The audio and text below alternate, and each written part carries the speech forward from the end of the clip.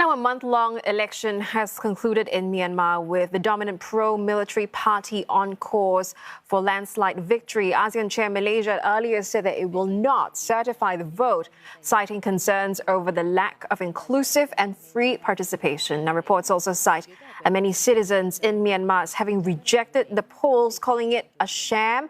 Now, this election is the first since the 2021 coup and comes against a backdrop of widespread armed conflicts and a struggling economy. And for more, we're joined by Vicky Bowman, Senior Advisor, Institute for Human Rights and Business. She is also former director at the Myanmar Centre for Responsible Business and also former UK ambassador to Myanmar. Vicky, we are so thankful that you made the time to talk to us today. My pleasure. Now, just following up on the election, the months-long election, many were seeing this as a chance to reset the economy, hoping that this election could bring that. But the dominant pro-military party is on course for a landslide victory. So what's the reality then for Myanmar's economy? So, as we know, there is no surprise about the election results. But I think talking to businesses in Myanmar, what they're hoping is that somehow this will open up a bit of space for policy dialogue. There'll now be a parliament of sorts, which will take some policy making out of the black box that has sat with the military regime for about 5 years since the coup. And then also, I think there's a hope that somehow this new government will be in some way trying to demonstrate a change. And it's certainly been reaching out to the local business community saying, what do you want us to do?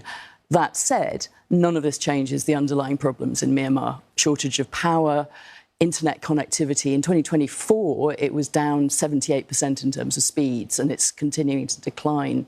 So all of the sort of underlying infrastructural problems for Myanmar are the same, but fundamentally, it's the political problem that hasn't been fixed with this election. We still have civil wars all around the country, impacting on border trade, impacting on people's personal sense of security, and that's really driving most of the young people to try and leave the country for one reason or another, whether to go to work, whether to get refugee status, or whether to go overseas and study if they can afford to. And that's something which businesses are also really concerned about. Yeah, I'll hope to get back to the brain drain question in a bit. But first, I want to ask you that, perhaps we could look at the USDP-led results as, say, offering a predictable partner to some regional investors. I don't know whether, this is trying to look at it in an optimistic way.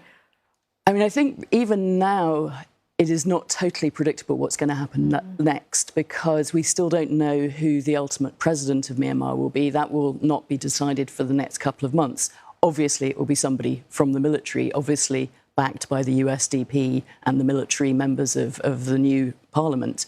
But not everything is predictable. And on top of that, what's, I think, really worrying business is the ongoing trade restrictions that the military has put on itself, or on the country rather, particularly around imports, because it's things like the imports of fertiliser, pesticide, essential imports, which are still being subject to import restrictions, which in turn is driving a whole increase in corruption, which previously, sadly, we saw a great improvement. Now we're seeing backsliding, lots more sort of brokers who are hanging around expecting payments to get businesses their import licenses. So all of that, I think, is where we really need to see this new regime, new government, actually demonstrate that they are going to be different and that they are going to give business some confidence that things are going to change. Okay, but things are looking a bit bleak. ASEAN says it won't certify this, and the Western sanctions are expected to remain in place. I think there's an over-exaggeration of the effect of Western sanctions. They are very specific towards individuals, certain state-owned economic enterprises in extraction. They are not actually what is holding this economy back. What's holding it back is the policies which have been run for the last 5 years, these both the import and constraints, but also things like the exchange rate.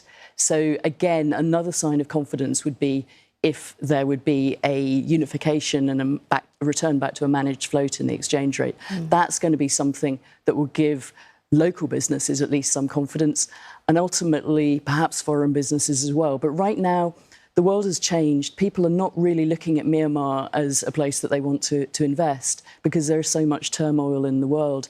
And we're also not seeing the return to the situation in 2010, 2012, when there was a huge optimism, both amongst the international community who were willing to support in terms of technical assistance, but also the diaspora willing to return. None of that, sadly, exists right now because of the fundamental political problems that this election hasn't solved. Yeah. And Vicky, you know, Myanmar is expected to continue to rely on China and Russia. I mean, what are the long-term implications on its economy, especially when it comes to things like debt? Again, the Russian influence in the economy is pretty much zero. This is much more a psychological support that we've seen for the post-coup regime. China, on the other hand, is absolutely essential. And one of the worries that many in the country have is that in order to get China's help in clamping down on some of the ethnic armed groups a year or two ago, that the regime has effectively promised China a free range on things like Myanmar's mineral resources. We don't know that, but that's definitely a fear that I hear from the business community.